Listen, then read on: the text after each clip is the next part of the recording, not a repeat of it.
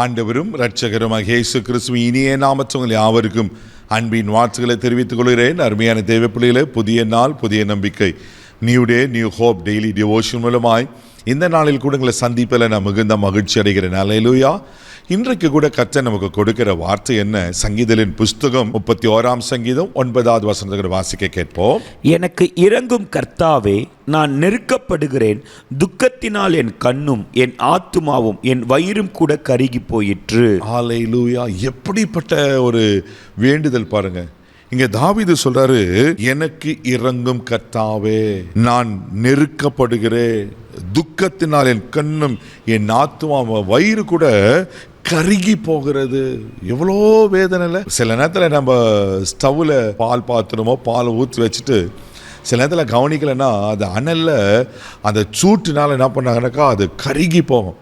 அப்படியே ரொம்ப ஓவராக்கும் போது அது அப்படியே தீந்து அப்படியே பாத்திரத்தோடு ஒட்டி இருக்கிறத பார்க்குறீங்க. அதே போல் தான் இங்கே தாவீது சொல்கிறாரு, என் வயிறு ஒட்டி இருக்கிறது, கருகி போயிருக்கிறது. ஏன்னா நான் மிகவும் நெருக்கப்படுகிறேன். தெய்வ பிள்ளைகள் ஒருவேளை இதே ஸ்டேட்மெண்ட்டில் தான் பிரதர், சுச்சுவேஷனில் தான் நான் இருக்கிறேன் அப்படின்னு நான் ரொம்ப நெருக்கப்பட்டு கொண்டு இருக்கிறேன். கவலைப்படுறீங்களா? இந்த பண்டிகை நாட்களில் நான் நினச்சதெல்லாம் ஒன்று, ஆனால் இப்போது அது எல்லாம் எதிர்மறையாக இருக்குது. பலவிதமான நெருக்கங்கள் என்னை நெருக்கி கொண்டு இருக்குது. ஒரு பக்கம் பிள்ளைங்க, ஒரு பக்கம் ஆஃபீஸில் வேலை, ஒரு பக்கம் பிசாசுடைய தாக்குதல், ஒரு பக்கம் சரீரம் பலவீனம், இப்படி பல விதமான காரியத்தில் நீங்கள் நெருக்கப்பட்டு உங்கள் துக்கத்தோடு காணப்பட்டுக்கலாம். துக்கத்தினால் என் கண்ணும் என் ஆத்துமா கூட வயிறோட கருகி இருக்கிறது சொல்லப்பட்டிருக்கு. பலவித போராட்டங்களை நெருக்கத்தில் காணப்படுகிற தேவ பிள்ளையே, பயப்படாதீங்க. கர்த்தர் உங்கள் நெருக்கத்திலிருந்து விசாலத்துக்கு கொண்டு வருவார். அல்லேலூயா. உங்கள் நெருக்கங்கள் மாறும். இங்கே சொல்லப்பட்டிருக்கு, அந்த நெருக்கத்தினால நான் துக்கப்படுகிறேன். ஒருவேளை என்ன காரியத்தில் துக்கப்பட்டிருக்கீங்க தெரியல, என்ன காரியத்தில் நீங்கள் வேதனையோடு இருக்கீங்க தெரியல. இன்றைக்கி கர்த்தர் எல்லாவற்றையும் மாற்றுவதற்கு அவர் உண்மையில தேவனாக இருக்கிறார். அதே சங்கீத புஸ்தகம் 9வது சங்கீதம் 9வது வசனத்தை கூட வாசிக்கும் போது சங்கீதக்காரன் இப்படியா சொல்லுகிறார், வாசிக்க கேட்போம். சிறுமைப்பட்டவனுக்கு கர்த்தர் அடைக்கலமானவர், நெருக்கப்படுகிற காலங்களில் அவரே தஞ்சமானவர். ஆமென். அதுதாங்க குட் நியூஸ். ஆமென். நெருக்கப்படுகிற காலங்களில் அவரே தஞ்சமானவர். அப்போது இப்போ சில நேரத்தில் நம்ம பைக்லேயோ எங்கேயோ போயிட்டு இருப்போம். திடீர்னு மழை வந்துச்சுன்னு வச்சுங்களேன், என்ன பண்ணுவோம்? ஒரு ஒதுங்குவோம். எங்கே அந்த ஷெல்டர் இருக்கோ, இல்லை ஒரு மரம் இருக்கோ, அது அடைக்கலம் போகும், அது தஞ்சம் போகும். ஏன்னா அந்த மழை தண்ணியை மேலே விழாது இருக்கிறதுக்காக. அதே போல் வெயில் காலத்தில் ஒதுங்குற இல்லைங்களா, நெருக்கப்படுகிற காலங்களில் அவரே தஞ்சமானவர். அப்போ ஆண்டவரை பற்றி கொள்ளுங்க. ஆண்டவர்களை வாங்க. தேவைப்படையில் உங்கள் இருதயத்தை ஆண்டவர் சமத்தில் ஊற்றுங்க.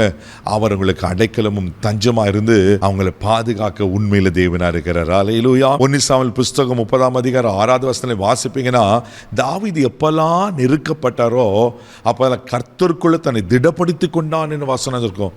அப்போ நீங்கள் கர்த்தரை சார்ந்து கொள்ளும் போது, கர்த்தருக்குள்ளே இருக்கும்போது தேவ பிள்ளையில் நெருக்கங்களை பார்த்து போராட்டங்களை பயப்படக்கூடாது.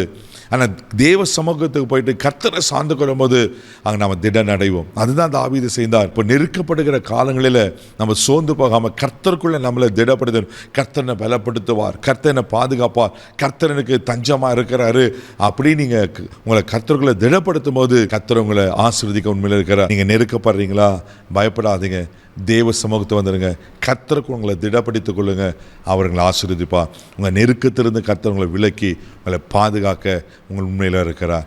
உங்கள் நெருக்கங்கள் சீக்கிரத்தில், உங்கள் துக்கங்கள் சீக்கிரத்தில் சந்தோஷமாய் மாறும். நம்புறீங்களா? இதை நம்புங்க தேவ பிள்ளைகளை.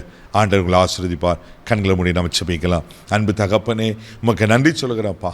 ஆண்டவரே, யார் எப்படியாப்பட்ட நெருக்கத்தின் மத்தியில் போராடி கொண்டிருக்காங்களோ இயேசுவின் நாமத்தில் நான் ஜெபம் பண்ணுறேன்ப்பா.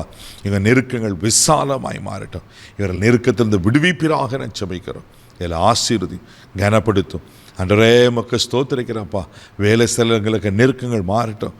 குடும்பத்தில் இருக்கிற நெருக்கங்கள் மாறட்டும்படியாக ஜெபிக்கிறோம். இந்த நாள் முழுவதும் கரம் எடுத்து நடத்தும். இயேசுவின் மூலம் ஜெபம் கிளம்பிதாவே. ஆமென். உங்கள் நெருக்கத்தை கர்த்தர் மாற்றுவார். தைரியமாக போங்க. God bless you.